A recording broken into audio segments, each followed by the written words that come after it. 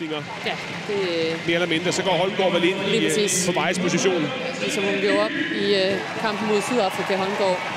Og både kan spille på et tidspunkt gør det. De der cooling breaks, og ja. De er i hvert fald blevet indført. Og snigende.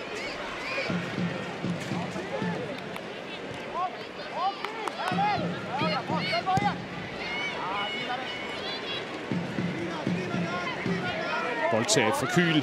Masser af plads til Koikelar. Her ser vi den. Altså, normalt så vil Katrine Kyl jo holde styr på bolden i sådan nogle situationer her. Hvis, det er den officielle, så den holder vi os til. Det er dejligt. God vending her fra grunden. Suverænt lavet.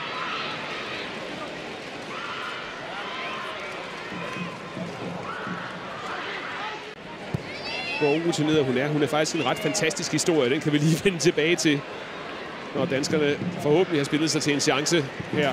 Snerle.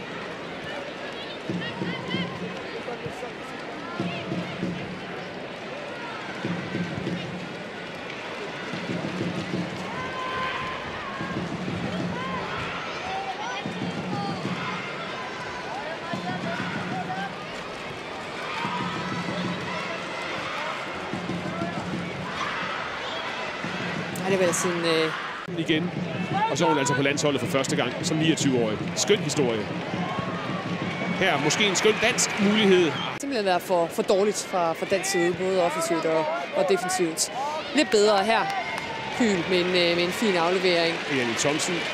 Så er det som om, når vi kommer op her på den sidste tredjedel, at det er der, at det stopper. Når man spillet på det højeste niveau i over 15 år. Snart 15 år. Ja. Ja, det er altså imponerende at se det her. Hun har taget det her så seriøst og har været kampen, synes jeg, bedste spiller. Aflevering op mod Harder.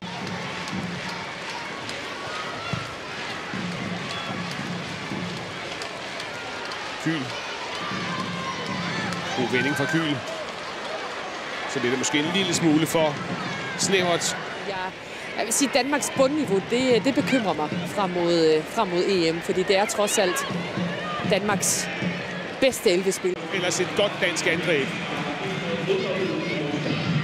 Men jeg sidder også og tænker, hvor var det her henne i 85 minutter i dag? Ja, præcis. Altså, det er en helt anden gennempres, det er en helt anden intensitet lige nu. De laver de rigtige løb, til tider også de rigtige pasninger. Her igen Holmgaard. Ja, hurtigt genpres, hårdt genpres. Og den har jo fået alt for meget plads at spille på i kampens første lange del. Kyl stadigvæk. Lad os nu bare jagte efter halvleg. Knap så meget i anden halvleg fra Chastity Grant. Kyl stadigvæk. 2 minutter at spille for danskerne. Snerle. Rokæder lidt rundt. Det har gjort det nemmere for danskerne. Kyl, godt lagt af til Kramer. Fin aflevering. Og kigge efter en anden klub med fremblik mod EM-slutrunden, hvis det her det fortsætter. Nej, det kan sagtens være tilfældet. Det bliver et spændende transfervindue i januar for mange af de her danske spillere. Ingen tvivl om det. Du har jo brug for, at Anne-Stine Ballisager, som er også en af lederne på det her landshold, at hun spiller fast, og hun spiller med selvtillid frem mod EM-slutrunden, og bestemt også til EM-slutrunden. Nu har vi snakket om her Sanne Troelskov, der spiller den her ene midtstopper ude på yderstopperne. Der prøver Jegler også at finde sin konstellationen, hvem han gerne vil spille med. Der skal man altså også bruge nogen, der spiller fast på de andre pladser. Bare gør det jo.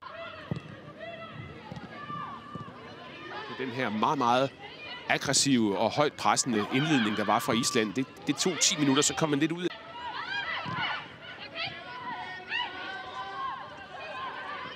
Og her fejl her fra Kyl, som smider bolden lige hen til Sveindis Jonsdottir. Altså en af de her ting, som er blevet bedre efter de første 10 minutter, er jo også genpresset, synes jeg. Danmark vinder hurtigt bold, men nu angreb igen. Første målsætning. Så kan man møde de store hold senere. Hvor det er aller sjovest. Det er det godt for Kyl, det her. God bold ud til. Det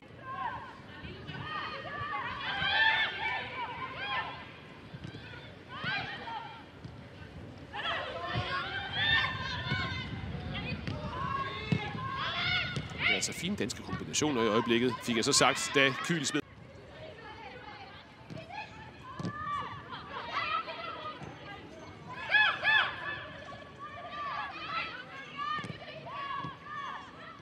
der var dårlig i den sekvens. Ikke meget hardt at kunne gøre der. Anton Stodjier. Fint islandsk spil. Også godt kommet tilbage af Kyhl.